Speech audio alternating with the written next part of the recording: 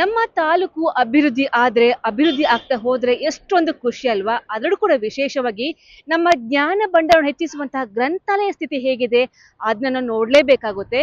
ಈಗ ನಾವು ಇರುವಂತದ್ದು ನಮ್ಮ ಸಾರ್ವಜನಿಕ ಗ್ರಂಥಾಲಯ ಇಲಾಖೆಯಡಿ ಬರುವಂತಹ ಜಿಲ್ಲಾ ಕೇಂದ್ರ ಗ್ರಂಥಾಲಯ. ಇಲ್ಲಿದ್ದೀವಿ ನಾವೀಗ ಬೆಳ್ತಂಗಡಿ ಘಟಕದ ಮುಂದೆ ಇದ್ದೀವಿ.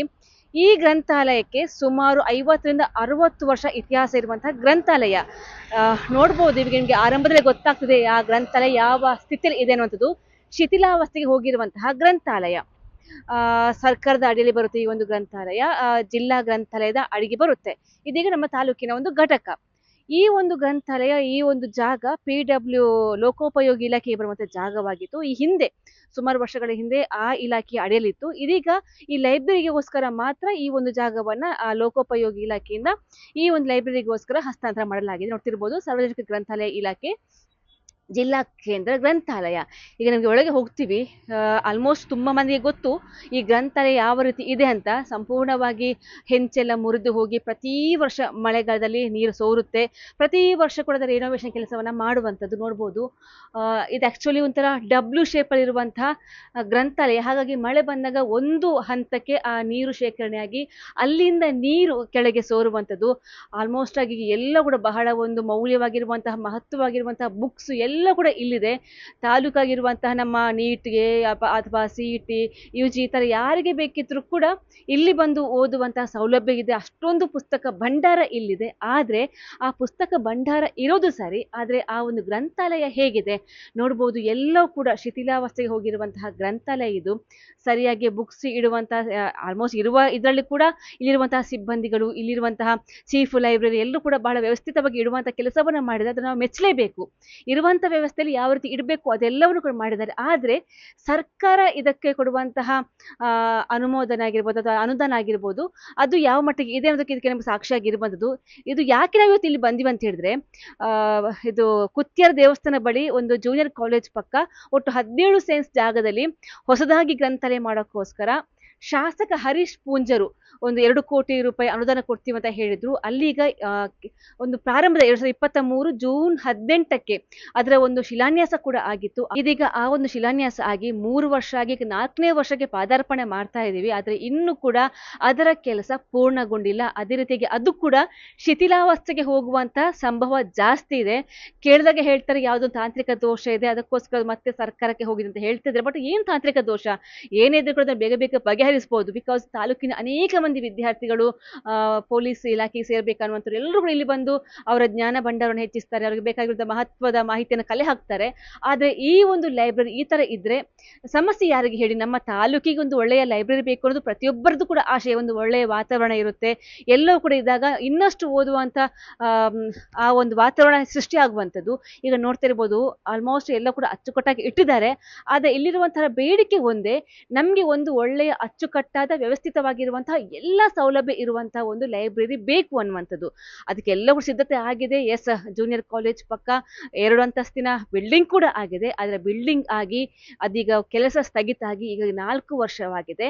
ನೆಕ್ಸ್ಟ್ ಅದರ ಹಂತ ಏನು, ಇದರ ಬಗ್ಗೆ ಮಾಹಿತಿಯನ್ನ ಈ ಒಂದು ಜಿಲ್ಲಾ ಗ್ರಂಥಾಲಯ ಇಲಾಖೆಯ ಲೈಬ್ರರಿ ಆಗಿರುವಂತಹ ಮಮತಾ ಅವರು ಕೂಡ ಮಾತಾಡ್ತಾರೆ. ಅವರ ಹತ್ರ ಮಾತಾಡಿಸ್ತೀವಿ.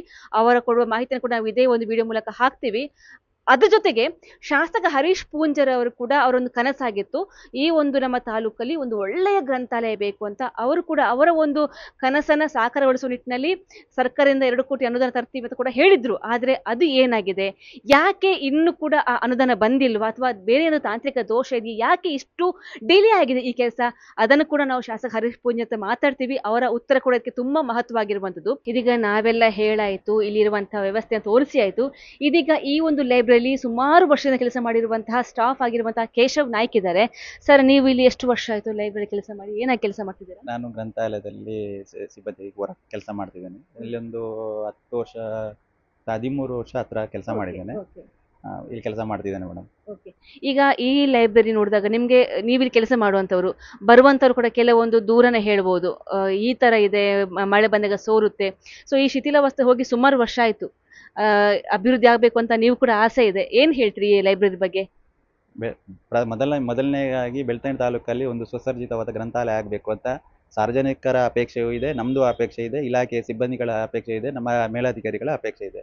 ಆ ನಂತರ ಈ ರೀತಿ ಆಗಬೇಕು ಅಂತ ನಮ್ಮ ಸರ್ಕಾರದ ಮಟ್ಟದಲ್ಲಿ ನಮ್ಮ ಇಲ್ಲಿನ ಶಾಸಕರು ಆಗಲಿ, ಇಲ್ಲಿನ ನಮ್ಮ ಇಲಾಖೆ ಅಧಿಕಾರಿಗಳೇ ಆಗಲಿ ತುಂಬ ಪ್ರಯತ್ನ ಪಟ್ಟು ಇದನ್ನು ಆಗಬೇಕು ಅಂತ ಮುತುವರ್ಜಿ ತಗೊಂಡು ಮಾಡಿದ್ದಾರೆ. ಅದು ಏನೋ ಟೆಕ್ನಿಕಲ್ ಸಮಸ್ಯೆಯಿಂದ ಅಂತ ಹೇಳ್ತಾರೆ, ಅನುದಾನದ ಏನೋ ಸಮಸ್ಯೆನ ಗೊತ್ತಿಲ್ಲ ನನಗೆ. ಆದರೂ ಕೂಡ ಗ್ರಂಥಾಲಯ ಒಳ್ಳೆ ರೀತಿ ಆಗಬೇಕು, ಎಲ್ಲರೂ ಉಪಯೋಗ ಆಗಬೇಕು. ಮತ್ತು ಹಳೆ ಬಿಲ್ಡಿಂಗ್ ಆದ ಕಾರಣ ಇದು ಯಾವ ಟೈಮಲ್ಲಿ ಏನು ಆಗುತ್ತೆ ಅಂತ ಹೇಳೋಕ್ಕೆ ನಮಗೊಂದು ಕಷ್ಟ. ಆದ ಕಾರಣ ಆದಷ್ಟು ಬೇಗ ಒಳ್ಳೆಯ ಗ್ರಂಥಾಲಯ ಮಾಡಿಕೊಟ್ರೆ ಸಾರ್ವಜನಿಕರಿಗೆ ಉಪಯೋಗ ಆಗುತ್ತೆ, ಇಲ್ಲಿ ಸಿಬ್ಬಂದಿ ವರ್ಗದವರಿಗೂ ಅನುಕೂಲ ಆಗ್ತದೆ. ಎಲ್ಲರೂ ಬೇಕಾದಷ್ಟು ಬುಕ್ ಕಲೆಕ್ಷನ್ ಇದೆ, ಚೆನ್ನಾಗಿ ನೀಟ್ ಮೇಂಟೈನ್ ಮಾಡಿದ್ದಾರೆ. ಇಲ್ಲಿರುವ ಗ್ರಂಥಾಲಯದ ರೆಗ್ಯುಲರ್ ಸಿಬ್ಬಂದಿ ಆಗಿರುವಂಥ ಮೇಡಮ್ ಕೂಡ ಚೆನ್ನಾಗಿ ಇಲ್ಲಿ ಗ್ರಂಥಾಲಯ ಚೆನ್ನಾಗಿ ಮ್ಯಾನೇಜ್ಮೆಂಟ್ ಮಾಡ್ತಿದ್ದಾರೆ. ಮತ್ತು ಇಲ್ಲಿ ಸಿಬ್ಬಂದಿ ವರ್ಗದವರು ಎಲ್ಲ ಚೆನ್ನಾಗಿ ಕೆಲಸ ಮಾಡ್ತಿದ್ದಾರೆ.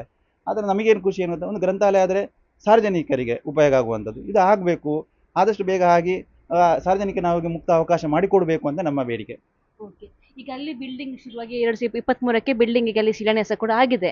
ಈಗ ಅಲ್ಲಿ ಅರ್ಧಕ್ಕೆ ನಿಂತಿದೆ. ಅದನ್ನ ನೋಡಿದಾಗ ನಿಮ್ಗೆ ಒಂದಿಷ್ಟು ಬೇಸರ ಆಗುತ್ತೆ. ಇಲ್ಲ, ಇದು ಹಳೆ ಬಿಲ್ಡಿಂಗ್ ಇಂದ ಹೊಸ ಬಿಲ್ಡಿಂಗ್ ಹೋಗಬೇಕು ಅಂತ ಎಲ್ಲರಿಗೂ ಆಸೆ ಇದೆ. ಅದು ಆದಷ್ಟು ಬೇಗ ಆದರೆ ನಮಗೆ ಒಳ್ಳೆಯದು. ಮತ್ತು ಇಲ್ಲಿ ಕೂಡ ಒಂದೊಂದು ಸಮ ಮಾಡಬೇಕು ಅಂತ ನಮ್ಮ ಇಲಾಖೆ ಸಿಬ್ಬಂದಿ ಮೇಲಧಿಕಾರಿಗಳೆಲ್ಲ ಪ್ರಯತ್ನ ಪಟ್ಟಿದ್ದಾರೆ. ಅದು ರೋಡ್ ಮಾರ್ಜಿನ್ ಮತ್ತು ಏನೋ ಸಮಸ್ಯೆಗಳು ಇದ್ದ ಕಾರಣ ಬೇಡ ಅಲ್ಲಿ ಆಗುವ ಅಂತ ಎಲ್ಲ ಅಪೇಕ್ಷೆ ಮೇಲೆ ಅಲ್ಲಿ ಹೋಗಿದೆ.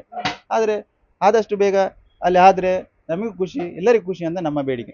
ಇನ್ನೊಂದು ಪ್ರತಿ ವರ್ಷಕ್ಕೂ ನೀವು ರಿನೋವೇಷನ್ ಮಾಡ್ತಾ ಇರಬೇಕು. ಮಳೆಗಾಲದಲ್ಲಿ ಸ್ವಲ್ಪ ಸಮಸ್ಯೆ ಇದೆ. ಅದು ಸಮಸ್ಯೆ ಅಂತ ಹೇಳಿದ್ರೆ ಹಂಚಿನ ಬಿಲ್ಡಿಂಗ್ ಅಂದರೆ ಹಾಗೆ ಇರುತ್ತೆ. ಆದಷ್ಟು ನಾವು ಇಲ್ಲಿ ಇಲಾಖೆಯ ಸಿಬ್ಬಂದಿಗಳಿಗೆ ಗಮನಕ್ಕೆ ತಂದಾಗ ಅವರು ಎಲ್ಲ ಅದಕ್ಕೆ ವ್ಯವಸ್ಥೆ ಎಲ್ಲ ಮಾಡಿಕೊಂಡು ಚೆನ್ನಾಗಿ ಬುಕ್ ಸ್ವಲ್ಪ ಹಾಳಾಗುತ್ತೆ ಅಂತ ಇಲ್ಲ, ಆ ಥರ ಹಾಳಾಗೋದು ಸಹಜ ಆಗುತ್ತೆ ಅಂತ ಹೇಳೋಕ್ಕಾಗಲ್ಲ. ಆದರೆ ಅದನ್ನು ಚೆನ್ನಾಗಿ ಮ್ಯಾನೇಜ್ಮೆಂಟ್ ಮಾಡ್ತಾರೆ ಇಲಾಖೆ ಅಧಿಕಾರಿಗಳು. ಅದನ್ನು ನಾವು ಮಾಡಿದಾಗ ಒಳ್ಳೆ ಕೆಲಸನ ಒಳ್ಳೇದಂತ ಹೇಳಬೇಕು, ಇಲ್ಲ ಅಂತ ಹೇಳಿದ್ರೆ ಇಲ್ಲ ಹೇಳಬೇಕು. ಬಟ್ ಅಪ್ ಟು ಡೇಟಾಗಿ ಚೆನ್ನಾಗಿ ಮೇಂಟೈನ್ ಮಾಡಿದ್ದಾರೆ, ನಾವು ಅದು ಖುಷಿ ಪಡ್ತೀವಿ. ಆದಷ್ಟು ಬುಕ್ಕಿಗೆ ಸೇಫ್ ಆಗಿರುವಂಥ ಒಂದು ಹೊಸ ಬಿಲ್ಡಿಂಗ್ ಮಾಡಿಕೊಡಿ, ಸಾರ್ವಜನಿಕರಿಗೆ ಒಂದು ಉಪಯೋಗ ಆಗಲಿ, ಮತ್ತು ಇಲ್ಲಿ ಇರುವ ಎಲ್ಲ ರೀಡರ್ಸ್ಗಳಿಗೆ ಒಂದು ಅನುಕೂಲ ಆಗಲಿ ಅಂತ ನನ್ನ ಅಪೇಕ್ಷೆ. ಇದೀಗ ಸಹಾಯಕ ಗ್ರಂಥಾಲಯ ಅಧಿಕಾರಿ ಇದ್ದಾರೆ ಶ್ರೀಮತಿ ವಿದ್ಯಾ ಅವರು. ಮೇಡಮ್, ನೀವು ಇಲ್ಲಿ ಎಷ್ಟು ವರ್ಷ ಆಯ್ತು ಇಲ್ಲಿ ಅಪಾಯಿಂಟ್ ಆಗಿ? ನಾನೊಂದು 10 ವರ್ಷ ಆಯ್ತು. 10 ವರ್ಷ. ಯಾಕೆ ನೀವು 10 ವರ್ಷದಿಂದ ನೋಡ್ತಾ ಇದ್ದೀರಾ, ಪ್ರತಿ ಮಳೆಗಾಲದಲ್ಲೂ ಕೂಡ ನೀವು ಆಗ್ಲಿ ನಾವು ಮಾತಾಡ್ತಾ ಹೇಳ್ತಿದ್ರಿ ರಿನೋವೇಷನ್ ಮಾಡ್ತೀವಿ ಬಿಕಾಸ್ ಎಲ್ಲ ಕಡೆ ನೀರು ಶೇಖರಣೆ, ನೀರು ಬೀಳುತ್ತೆ ಅನ್ನೋದು. ಆಗ ನಿಮ್ಗೆ ಎಷ್ಟು ಕಷ್ಟ ಆಗುತ್ತೆ ಪ್ರತಿ ಸೀಸನ್ ಅಲ್ಲಿ ಅಂತ? ಅದೇ ತುಂಬಾ ಕಷ್ಟ ಆಗ್ತದೆ ನಮಗೆ, ಎಲ್ಲ ಬುಕ್ಸ್ ಎಲ್ಲ ಒದ್ದೆ ಆಗಿ ಇದು ಹಾಳಾಗ್ತದಲ್ಲ, ಅದಕ್ಕೋಸ್ಕರ ನಾವು ಇಮಿಡಿಯೇಟ್ಲಿ ಮೇಡಮ್ ಹತ್ರ ಹೇಳಿ ಅದನ್ನು ಸರಿಪಡಿಸ್ಲಿಕ್ಕೆ ಟ್ರೈ ಮಾಡ್ತಾ ಇದ್ವಿ. ಓಕೆ. ಇನ್ನು ಹೊಸ ಗ್ರಂಥಾಲಯ ಶಿಲಾನ್ಯಾಸ ಆಗಿ ಈಗ 4 ವರ್ಷ ಆಗ್ತಾ ಬಂತು. ಸೊ ಎಷ್ಟು ನಿರೀಕ್ಷೆ ನಾವು ಈ ವರ್ಷ ಆಗ್ತದೆ ಅಂತ, ಹೊಸ ವರ್ಷಕ್ಕೆ ಹೊಸ ಬಿಲ್ಡಿಂಗ್ ಹೋಗ್ತೇವೆ ಅಂತ ನಾವೆಲ್ಲ ಪಬ್ಲಿಕ್ ಹಾಗೆ ಹೇಳ್ತಾ ಇದ್ದೇವೆ. ಎಲ್ಲರೂ ಕೇಳ್ತಾ ಇದ್ದಾರೆ, ಯಾವಾಗ ಪ್ರಶ್ನೆ ಮಾಡ್ತಾರೆ. ಅದಕ್ಕೆ ನೆಕ್ಸ್ಟ್ ವರ್ಷ ಆಗ್ಬೋದು ಅಂತ ಹೇಳ್ತಾ ಇದ್ದೇವೆ. ಈಗ ನಿಮ್ಗೆ ಎಷ್ಟು ಆಸೆ ಇದೆ ಆಸೆ ಉಂಟು ಅಲ್ಲಿ ಒಂದು ಆಗಿ ಎಲ್ಲ ಪಬ್ಲಿಕ್ಕಿಗೆ ಒಳ್ಳೇದಾಗಲಿ ಅಂತ. ಈಗ ನೀವು ಇರುವಂತ ನಾನು ನೋಡಿದೆ ಆಕ್ಚುಲಿ, ಈಗ ಇರುವಂತ ಮೇಲೆ ನೋಡಿದಾಗ ಓಕೆ ಎಲ್ಲ ಕೂಡ ಹಾಳಾಗಿರ್ಬೋದು, ಬಟ್ ನೀವು ಕೆಳಗೆ ಎಲ್ಲ ನೋಡಿದಾಗ ಈ ಬುಕ್ಸ್ ಇಟ್ಟಿರೋದು, ಆಮೇಲೆ ಆ ಟಾಯ್ಲೆಟ್ ಕೂಡ ಹಾಗೇನೆ, ಅದು ಆಕ್ಚುಲಿ ಹಳೆ ಬಿಲ್ಡಿಂಗ್ ತುಂಬಾ ಕ್ಲೀನ್ ಆಗಿ ಮೇಂಟೈನ್ ಮಾಡಿದ್ದೀರಾ. ಸೊ ಆ ನಿರ್ವಹಣೆ ಎಲ್ಲ ನೀವೇ ನೋಡುವಂಥದ್ದು, ಅದು ಆಕ್ಚುಲಿ ಮೆಚ್ಚುವಂತ ಕೆಲಸ. ಇರುವಂತದನ್ನ ಚೆನ್ನಾಗಿ ಮೇಂಟೈನ್ ಮಾಡಿರುವಂತದ್ದು. ಬಟ್ ಆದ್ರೂ ಕೂಡ ಬರುವಂತವ್ರಿಗೆ ನೀವೊಂದು ಈ ಒಂದು ಸರ್ವಿಸ್ ಕೊಡ್ಬೇಕಾದ್ರೆ ಅಷ್ಟು ಚೆನ್ನಾಗಿರ್ಬೇಕು, ನಿಮ್ಗೊಂದು ಆಸೆ ಕನಸು? ನನಗೆ ಒಂದು ಆಸೆ ಉಂಟು, ಒಳ್ಳೆ ಲೈಬ್ರರಿಯಲ್ಲಿ ಬಂದವರು ಕುತ್ಕೊಂಡು ಅವರು ಆರಾಮಾಗಿ ಓದ್ಬೇಕು ಅಂತ ಒಂದು ಆಸೆ ಉಂಟು. ನಾನು ಇರುವಾಗಲೇ ಒಂದು ಬಿಲ್ಡಿಂಗ್ ಆಗ್ಬೇಕು ಅಂತ ಅದೇ ಆಸೆ ಇದೆ. ಮತ್ತೆ ನಮ್ಮ ಸಿಬ್ಬಂದಿಗಳು ಸಹ ಎಲ್ಲ ಒಳ್ಳೆ ವರ್ಕ್ ಮಾಡ್ತಾರೆ, ಹಾಗೆ ನೀಟಾಗಿ ಇರ್ತಾರೆ. ಹಾಗೆ ಈ ಗ್ರಂಥಾಲಯಕ್ಕೆ ಅನೇಕ ಮಂದಿ ಬರ್ತಾರೆ, ಓದ್ಕೊಂಡಿರ್ತಾರೆ. ನೋಡ್ಬೋದು ಈಗ ಆಲ್ಮೋಸ್ಟ್ ಈಗ ಇಬ್ರು ಇದ್ದಾರೆ ಇಲ್ಲಿ, ನಾವು ಬಂದಾಗ ತುಂಬಾ ಜನ ಇದ್ರು, ಬಟ್ ಈಗ ಆ ಟೈಮಿಂಗ್ಸ್ ಮೀರಿ ಅವ್ರು ಹೋಗಿದ್ದಾರೆ. ಇದೀಗ ಒಬ್ರು ಇದ್ದಾರೆ, ಮಾತಾಡ್ಸೋಣ. ಸರ್, ನಿಮ್ಮ ಹೆಸರು? ಗಣೇಶ್. ಓಕೆ. ನೀವು ಈ ಲೈಬ್ರರಿಗೆ ಎಷ್ಟು ಸಮಯದಿಂದ ಬರ್ತಾ ಇದ್ದೀರಾ? ನಾನೊಂದು 6 ಮಂತ್ ಇಂದ ಬರ್ತಾ ಇದ್ದೀನಿ. ಎಲ್ಲ ಚಂದ ಇದೆ, ಹಾಗೆ ಒಂಥರ ಎನ್ವಿರಾನ್ಮೆಂಟ್ ಎಲ್ಲ ಚಂದ ಇದೆ, ಹಾಗೆ ಇಲ್ಲೇ ಓದು ಅಂತ ಅನ್ಕೊಂಡು ಇಲ್ಲೇ ಬರ್ತಾ ಇದೆ. ಈಗ ಇದು ಆಕ್ಚುಲಿ ತುಂಬಾ ಹಳೆಯ ಬಿಲ್ಡಿಂಗ್. ಈಗ ನೀವು ಹೇಳಿದ್ರೆ ವಾತಾವರಣ ಚೆನ್ನಾಗಿದೆ ಬಿಕಾಸ್ ಅವ್ರು ಅಷ್ಟು ಚೆನ್ನಾಗಿ ಮೇಂಟೈನ್ ಮಾಡಿದ್ದಾರೆ. ಬಟ್ ಈಗ ನೋಡ್ಬೋದು ನೀವು ಕೆಲವೊಂದಲ್ಲಿ ವಿಂಡೋಸ್ ಗ್ಲಾಸ್ ಇಲ್ಲ, ಹೆಂಚೆಲ್ಲ ಮುರಿದೋಗಿದೆ, ಅಲ್ಲೆಲ್ಲ ಅದನ್ನ ರಿನೋವೇಷನ್ ಕೆಲಸ ಮಾಡಿ ಇಟ್ಟಿದ್ದಾರೆ ಚೆನ್ನಾಗಿ. ಬಟ್ ನಿಮ್ಗೆ ನೋಡಿದಾಗ ಆಕ್ಚುಲಿ ಅನ್ಸಲ್ವಾ ಬೇರೆ ಒಂದು ಲೈಬ್ರರಿ ಬೇಕು ಅಂತ ಅನ್ಸಲ್ಲ? ಹೌದು, ಲೈಬ್ರರಿ ಬೇಕು ಅಂತ ಅನಿಸ್ತಿದೆ, ಬಟ್ ಅಲ್ಲಿ ಒಂದು ರಿನೋವೇಷನ್ ಆಗ್ತಾ ಇದೆ. ಬಟ್ ಅದು ಯಾವಾಗ ಆಗ್ತಿದೆ ಅಂತ ಕಾಯ್ತಿರ್ತೇವೆ, ಯಾಕಂದ್ರೆ ಮಳೆಗಾಲದಲ್ಲಿ ಸ್ವಲ್ಪ ನೀರೆಲ್ಲ ಬರ್ತಿರುತ್ತೆ, ಬುಕ್ ಎಲ್ಲ ಒದ್ದೆ ಆಗ್ತಿರುತ್ತೆ, ಕಷ್ಟ ಆಗ್ತದೆ ಸ್ವಲ್ಪ. ಮತ್ತೆ ಡೋರ್ ಎಲ್ಲ ಇದಾಗಿದೆಲ್ಲ, ನೀರೆಲ್ಲ ಸ್ವಲ್ಪ ಹೀಗೆ ಬರುವಾಗ ನಮಗೆ ಸ್ವಲ್ಪ ಓದಲಿಕ್ಕೆ ಅನ್ಕಂಫರ್ಟಬಲ್ ಆಗ್ತದೆ ಅಷ್ಟೇ. ಸೊ ಆದಷ್ಟು ಬೇಗ ನಿಮ್ಗೆ ಹೊಸ ಲೈಬ್ರರಿ ಬೇಕು ಅಂತ ಆಸೆ. ಹೌದು, ಆಸೆ ಇದೆ. ಅಂದ್ರೆ ನಾವು ಕಾಯ್ತಿದ್ವಿ ಯಾವಾಗ ಆಗ್ತದೆ ಅಂತ.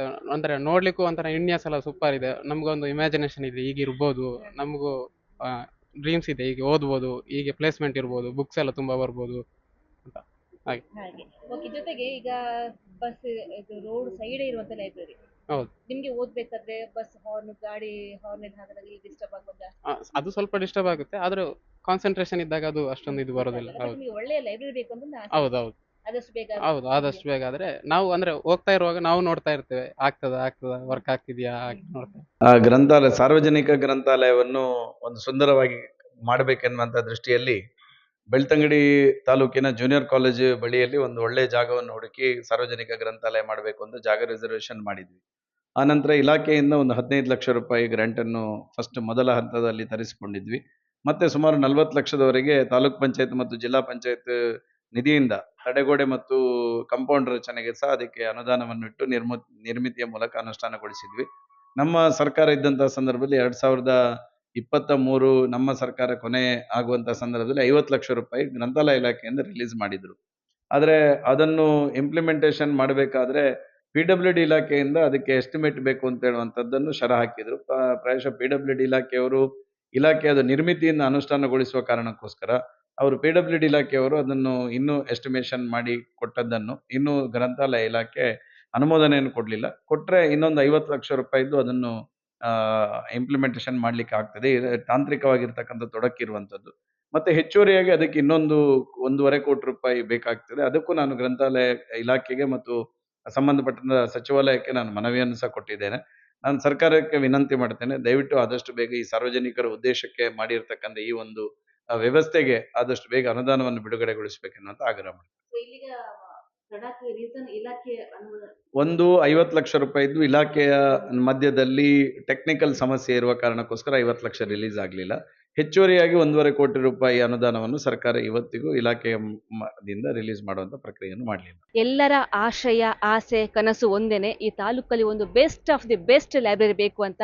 ಆದಷ್ಟು ಬೇಗ ಅಲ್ಲಿ ಅದು ಯಾವ ದೋಷ ಇದೆಯೋ ಗೊತ್ತಿಲ್ಲ, ಏನು ಸಮಸ್ಯೆ ಇದೆಯೋ ಗೊತ್ತಿಲ್ಲ, ಅದೆಲ್ಲವನ್ನು ಕೂಡ ಬೇಗ ಪರಿಹಾರ ಕಂಡುಕೊಂಡು ಬೇಗ ಬಗೆಹರಿಸಿ ಆದಷ್ಟು ಬೇಗ ನಮ್ಮ ತಾಲೂಕಿಗೆ ಒಂದು ಒಳ್ಳೆಯ ಗ್ರಂಥಾಲಯ ಬರಲಿ ಅಂತ ನಾವು ಕೂಡ ಆಶಿಸ್ತೀವಿ. ನಯನ ಪ್ರಸಾದ್ ಜೊತೆ ಶ್ರೇಯಸ್ ಶೆಟ್ಟಿ, ಸುದ್ದಿ ನ್ಯೂಸ್, ಬೆಳ್ತಂಗಡಿ.